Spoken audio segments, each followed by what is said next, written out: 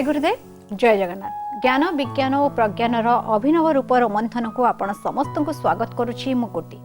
दर्शक बंधु किपरि भाबरे आपण आपणकर तीनोटी परिवेश को सुदृढ़ करें भल भाव तार जत्न नेबे जहा द्वारा आपण को रोग हम ना विशेषकर आस्थमा हम ना निज शरीर हो जो रोचते से परिवेश को हो बाह्य परिवेश को हो से विषय गत अध्याय गुरुजी बुझाऊे पुणी सुंदर भाव में बुझाऊे जीवन में कौन रही आवश्यकता कौन रही महत्वपूर्ण कथा जहाँ समस्तंकर रहिबार आवश्यकता रही निज पाखरे।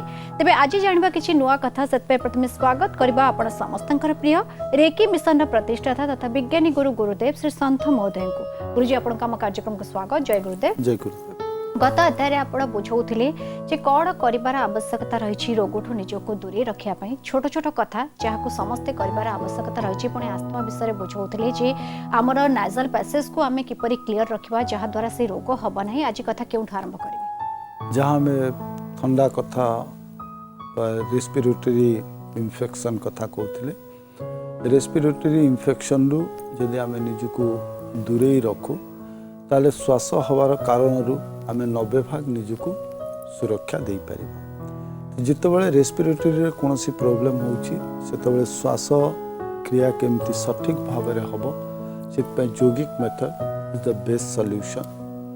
तेणु आमे योग करवा उचित जहाँ को आम जितेबाला निराकरण बा निवारण जितेबाला आम चिकित्सार कथा को जीवा से चर्चा करवा योगर कौ प्रक्रिया को आम अवलंबन करवा दरकार। किंतु जदि कौनसी समय रे श्वास रे कौनसी प्रकार असुविधा अनुभव कले तो भस्त्रिका क्रिया सबुठू उन्नततर क्रिया जो क्रिया बल रे आम नाक भितर जो म्यूकस फॉर्मेशन होची जहाँ सृष्टि करा जाइछि प्रतिरक्षा पाई ता भितर थिबा रोग प्रतिरोधक शक्ति को आमे बढ़ाई पारिबा। ठीक सेमती आमे कारक कथा बा फैक्टर कथा चर्चा करूचे। फैक्टर भितर आसुची डाइट एंड ड्रग्स एवं ओबेसिटी ये दुईटी मध्य कारक आमर श्वास रोग हवा पाई।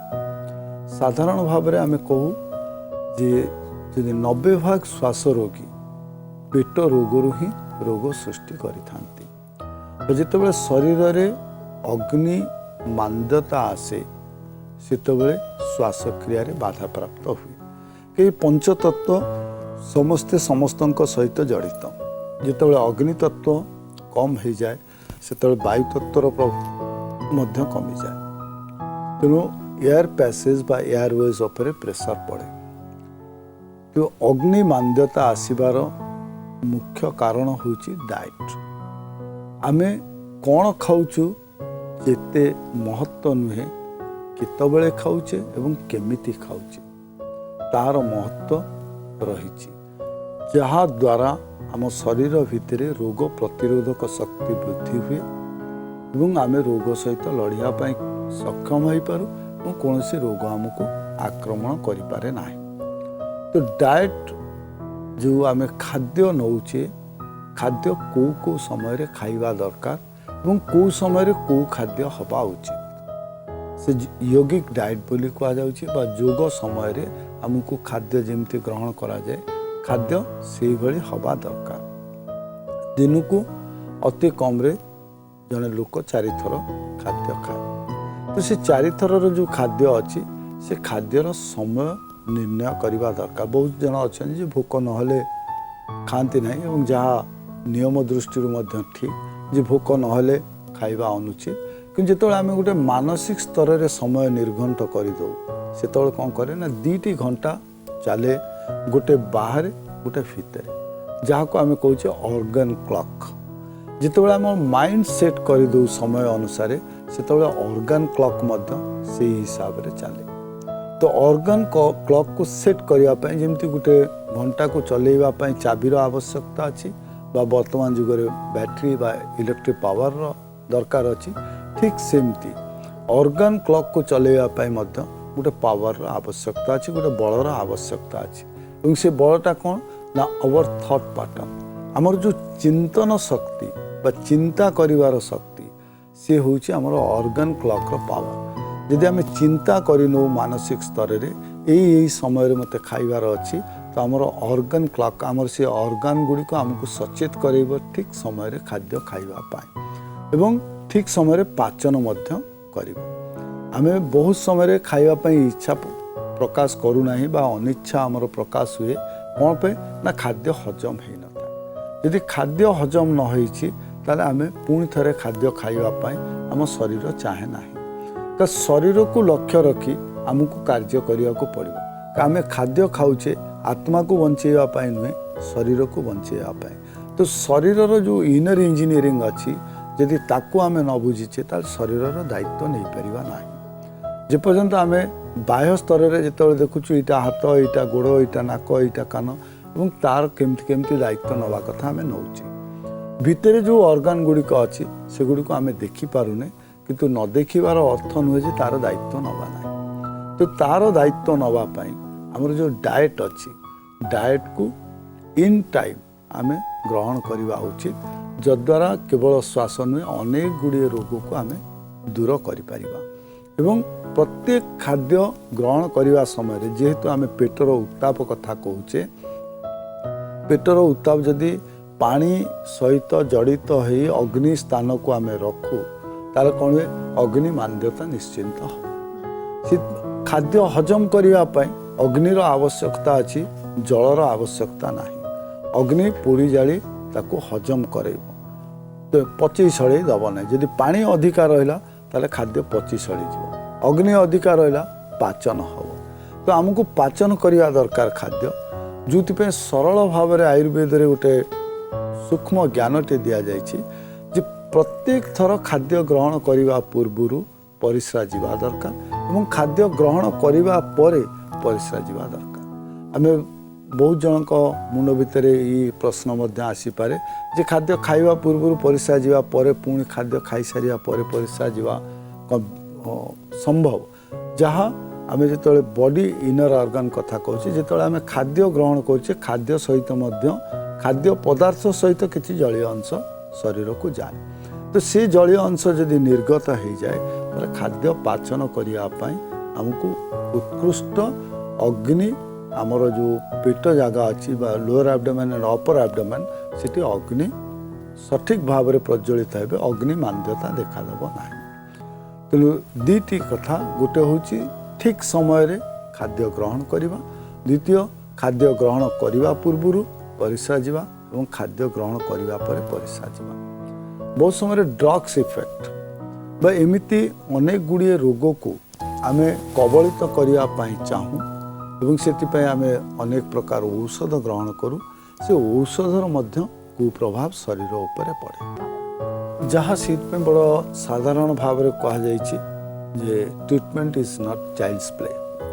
गोटे छोट पिलार खेल नुहे चिकित्सा। बहुत समय आमे निज मन को अनेक गुड़े औषध खाई बा आमर कौन रोग होइछि न जानी आमे जो सिम्पटम्स से सिम्पटम्स को कंट्रोल करने आमे औषध नहीं से औषध ग्रहण करने द्वारा तार पार्श्व प्रतिक्रिया मध्य था। अनेक समय रे आमे साधारण भाव में भावु जे हाँ ये तो स्टेरॉइड बेस नुहे तेणु ये औषध नेले किसी काम हम आम तार किसी पार्श्व प्रतिक्रिया रहिबो नाही। खाली स्टेरॉइड नुहे non steroid drugs also having reaction तो तार मध्य पार्श्व प्रतिक्रिया अच्छी और से पार्श्व प्रतिक्रिया फल आम भितर श्वासक्रिया व्याहत होबार संभावना था।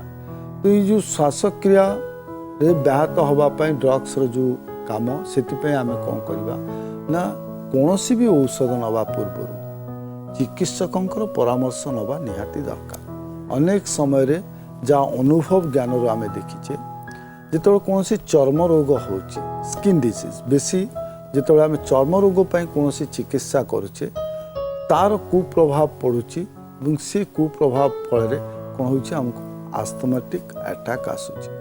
तो चर्म रोग पर जेकोसी औषध आम नौचे जो जो समय रे चिकित्सक कहते परामर्शर आवश्यकता अच्छी से समय चिकित्सकों पाखक जीवा दरकार। बहु लोक अच्छा थरे देखा पर जिते रोग कमी जाए से नीरव रुहति और पुणी थे जो चर्म रोग देखा दिए सी पुराणा चिठा को देखे पुणी से औषध को व्यवहार करती जहाँ करवा संपूर्ण अनुचित। रोग पाई ठीक ठीक समय रे चिकित्सकों आवश्यकता अच्छी जो आम ड्रग्स इफेक्ट रु निजक दूरे पारिबा जो ड्रग्स रो इफेक्ट द्वारा आमर अन्य कौन रोग आरंभ होची से रोग को आम दूरे पारिबा। जहाँ अनुभव एवं अनुभूति चर्म रोग समय रे अनेक गुड़े औषध एमती अच्छी कारण चर्म रोग एलर्जिक कारण हुए तो एलर्जेन फैक्टर को सरप्रेस करने जितेबाला कौन से औषध दि जाऊँगी से एलर्जेन फैक्टर सरप्रेस करने द्वारा एयरवेज रे मध्य प्रभाव तार आसूची जो श्वास हबार कारण बहु अधिका थाए जे आम कहूने जे यही केवल श्वास पाई कारण यह मध्य कारण हो पारे। तेणु जेकोसी समय आम जेकोसी औषध केवल चर्म रोग पाई नुहे जेकोसी औषध व्यवहार करुचे चिकित्सकों परामर्श क्रमे ग्रहण करने उचित न गोटे रोग को बंद करने जाए द्वितीय रोग आमको किणवा को पड़ी था तो चिकित्सकों आवश्यकता सब बेले रही। तापर कारण होची ओबेसिटी बा मोटापण मध्य श्वास रोग पाई कारण हो पारे। जितेबाला आम भितर फैट डेभलप करुची कोलेस्ट्रॉल डेभलप करुची सेतेबाला कौन हुए आम सबू नली गुड़िक संकुचित हबार संभावना अधिका थाए एवं मांसपेशी गुड़िक दुर्बल हो जाती because they are touching their excess end of the elasticity limit. तार जो स्थितिस्थापक सीमा अच्छी से स्थितिस्थापक सीमार संपूर्ण अंश को से छुई दी था तेणु तार जो स्थितिस्थापक सीमा जिते जाए जो नमनीयता तार पलाए इलास्टिसिटी पलाए से मांसपेशी गुड़िक काम करती ना। आम श्वास ग्रहण करुचे चिप पकाउचे बा जिते आम एक्सट्राक्ट करुचे जो जिनस बाहर करुचे से जिनस बाहर करने मुख्यतः भाव में मांसपेशी गुड़िक काम करती केवल मांसपेशी काम नुहे जे हाड़ को मांस को शिर प्रशिरा को ये सब को सुरक्षा दवा ता सहित या सुस्थ रखा मांसपेशी गुड़िकर काम। तेणु ये जो मांसपेशी सुस्थ रखापी यदि आम चेष्टा न करूँ बा आमर ओबेसिटी आसे मोटापण आसे से मांसपेशी गुड़िक तार स्थितिस्थापक सीमा हर दिखती जद्वारा आमको श्वास नबारे जंत्रणा अनुभव हुए केवल श्वास कथा नुहे अन्य विषय में आमको असुविधा हुए जितेबाला आम चर्चा करवा ओबेसिटी को treated as a disease and we discuss जितेबाला आम चर्चा करवा मोटापण गोटे रोग एवं ताठू आरोग्य लाभ करने बा से बचापी कौन कौन करवा दरकार से आम संपूर्ण भाव में चर्चा करवा किंतु जो मानू मोटापण श्वास रोग आक्रांत करिछि निहाती चिंता करवा दरकार जे शरीर को जो मेद अच्छी मेद वृद्धि केमती ह्रास करेंगे यदि मेद वृद्धि ह्रास करुचंती ताले निश्चिंत भाव में श्वास रोग से निजको दूरे पारे। इमिति ये होचे कारक एमती अनेक कारक अच्छी जमती आम शरीर भितर हिमोग्लोबिन कमीगला एनिमिक कंडीशन ने आम किछि दिन रहिले ताहले मध्य आमर श्वासक्रिया रे परिवर्तन आसे एवं श्वास रोग हबार संभावना अच्छी यदि आम जहाँ कहे बींची उड़ा बींची बा ये रोग जहाँ को सोरियोसिस बोली आम कहे सोरियोसिस प्रभाव रे जो माने अच्छी से संभावना अधिका थाए श्वास रोग हवापाई तो सेतिपाई से माने ठीक भाव में चिकित्सित हवा उचित। एमती अनेक कारण अच्छी जहाँ आमको जानिबा दरकार एवं जहाँ आम बंचिबा दरकार जदि आम चाहूचे आमको श्वास रोग न हो एवं एमिति अनेक किछि कारण अच्छी जहाँ श्वास रोगर कारण नहेले मध्य श्वास बढ़ेवा पाई साहाय्य करिता जेमति काहाको अच्छी एस्थमेटिक टेंडेंसी अच्छी से asthmatic tendency converted to asthmatic attack से केतबेला हबो ना ता पाई मध्य भिन्न भिन्न परिस्थिति अच्छी परिवेश अच्छी जहाँ भितर संपूर्ण जानिबा दरकार जाग्रत हवा दरकार। प्रथम जहाँ को आम कहूचे जे आम एक्सरसाइज करुचे बा व्यायाम करुचे व्यायाम गोटे कारण पाणीपाग गोटे कारण एवं तृतीय कारण होची खाद्य। ये तीनिटी कारण कौन करे जदिओ ये श्वास रोग करने कारक नुहे किंतु श्वास को दीर्घस्थायी करिया पई श्वास को जंत्रणादाय करिया पई ये कारक होता है। किंतु एबे समय आछि आपण मानक मन थिबा प्रश्न जे प्रश्न आपण माने जानिबा को चाहंती तार उत्तर खोजंती देखबा कोन आ जानिबा को चाहंती।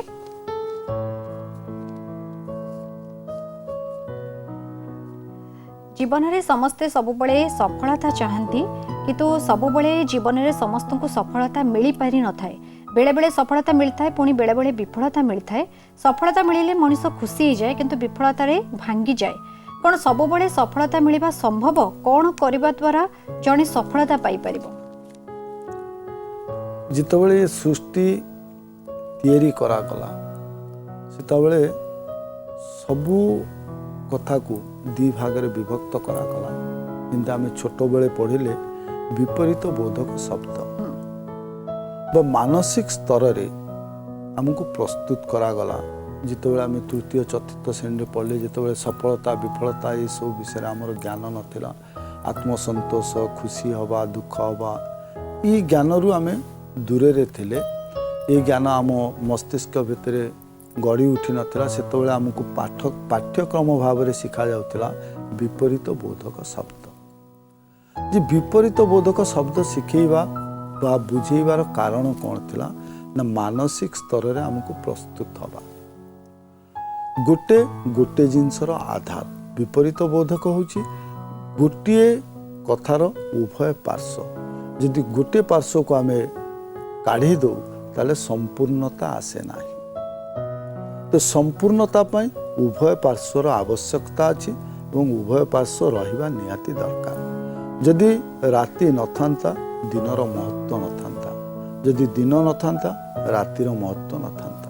एवं विपरीत शब्द बा विपरीत परिस्थिति काहेकि सृष्टि करागला। जेमती दिन बेले आमे आनंद हो रात्रि समय आमे चाहू जे राति हो गला किछ काम करि परिबा नै विश्राम करिबा एवं केवल सोईबार काम बा आइडियल हो जीवार समय होची रात्रि समय।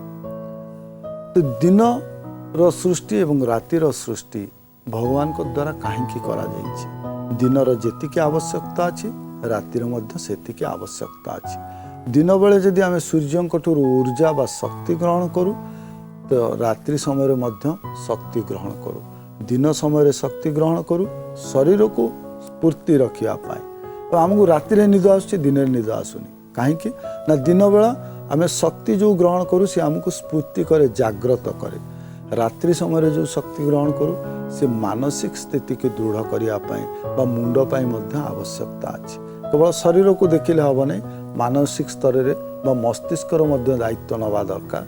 जिते प्रकार रासायनिक क्षरण होची मस्तिष्क भितर जिते जंत्रांश अच्छी सबको सक्रिय करने रात्रिर आवश्यकता अच्छी बा चंद्रंकर चुंबकीय शक्तिर आवश्यकता अच्छी।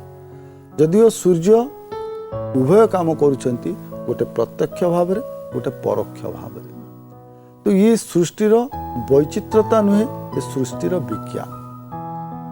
ठीक सेमती मनुष्य मन को संतुलित करने पाई गोटे आधार आवश्यकता अच्छी एवं से आधार होची कौन ना सफलर आधार विफलता विफलतार आधार सफलता।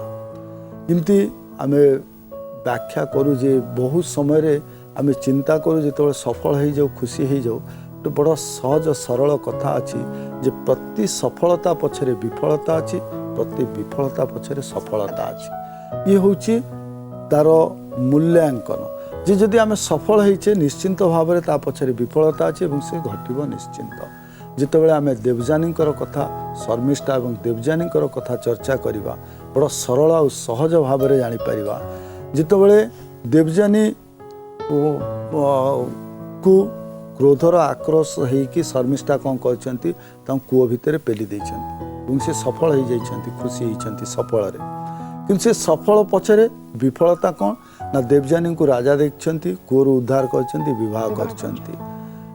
तापर देवजानी केमती सफल होइछन्ति ना शर्मिष्ठा को दासी रूप में नहीं भाविछन्ति मु सफल हो जाइछि कौन ना मते से कूहरे पेलिथिला मु विफल होइतिली मु कूहर उद्धार होइता दासी बोली नहीं गली मु सफल हो गली। जिते उभय जाइछन्ति राजबाटी की किछि दिन पर राजा आकृष्ट होइछन्ति शर्मिष्ठा प्रति देवजानी को दूरेइछन्ति से शर्मिष्ठा भाई सफल होती। तो ये जो चेन ये जो गप आड़े आमको शिखा जाउछि जे प्रत्येक सफलता पछरे विफलता लुचि रही, प्रत्येक विफलता पछरे सफलता लुचि रही एवं उभय को आम समान भाव में ग्रहण कर जीवा दरकार एवं उभय घटिब निश्चिंत। जदि सफलता अच्छी विफलता अच्छी विफलता अच्छी सफलता अच्छी। केवल असुविधा आमको विफलता केतबेले कष्ट दिए ना आम से समय जिते सफलता को आम दीर्घस्थायी करूँ एवं विफलता को आम कौन करूँ ना विफलता जिते आसे आम पाखे धैर्य न थाए से विफलता को सम्मुखीन करने केमिति समय शीघ्र कटिଯିव विफलता दूरे जाई सफलता आसिव तो सफलतार आशा एवं आकांक्षा आमको जंत्रणा दिए। तो जिते विफलता आसूची से विफलता सहित रहिबा दरकार सफलतार आशा आकांक्षा को लेकिन नुहे उभय को निजे सह्य करवा दरकार। जेपर्यंत विफलता एवं सफलता भितर समन्वय आम आनिने से पर्यंत मानसिक स्तर में आमको कष्ट हम बा जंत्रणा आम अनुभव करवा। तो विफलता और सफलता को केबे दूरेई पारिबा नाही। जहाँ आमको मानसिक स्तर में प्रस्तुत करा जाइछि उठाणी अच्छी तो गड़ाणी आसीबो दुख अच्छी तो सुख आसीबो सितिपय आमको केवल आवश्यक होछि धैर्यर। जेपर्यंत आम भितर धैर्य नाही से पर्यंत आमको विफलता जंत्रणादायक अनुभव हम। जोथिपाई कहा जाए जिते आम आध्यात्मिक चेतना को आसीबा जोथिपाई कहा जाउछि जे कौन करवा दरकार ना साधना करिवार आवश्यकता अछि। साधना कौन कौन सी आशा न रखी साधना करवा दरकार। सरल रे शास्त्र मध्य कहूछि जे कर्म करवा फल को आशा रखिबा नाही। विफलता एवं सफलतार मापकाठी कोठी ना फल द रिजल्ट विल सेस। तेणु आम फल को चिंता करवा नाही आम कार्य करि चलिबा। सफलता ही पारु विफलता ही पारु दुईटी को ग्रहण करने मानसिक स्तर में आमको प्रस्तुति दरकार एवं जीवन में आर आवश्यकता अच्छी जमती दिन रातिर आवश्यकता अच्छी मनीष जीवन में सफलता एवं विफलतार आवश्यकता अच्छी। आज्ञा गुरुजी दुईटी एक जदि आम के फिल कर अन्यटी को फिल कर बहुत सुंदर कथा। तेज आज अध्याय बहुत बहुत धन्यवाद। जय गुरु। जय गुरु। दर्शक बंधु समय सरी जाइए कार्यक्रम को एटी रखा पड़ो जीवा पूर्व मन पकड़ा चाहिए जदि आपण मैंने किसी जानवा चाहते मन में प्रश्न अच्छी ताले आपण मैंने आमको चिठी लिखिपारे। आमको चिठी लिखार ठिकाना होउछि रोमंथन प्रार्थना टीवी मार्फत ओडिशा टेलीविजन लिमिटेड चंदका शिल्पांचल Patia plot number N 28/31 Bhubaneswar 751024 Odisha. चिठीर अपेक्षा रहिलु पुणी देखा रोमंथन आउ एक नूतन अध्याय से पर्यंत विदाय दिंतु। जय गुरुदेव।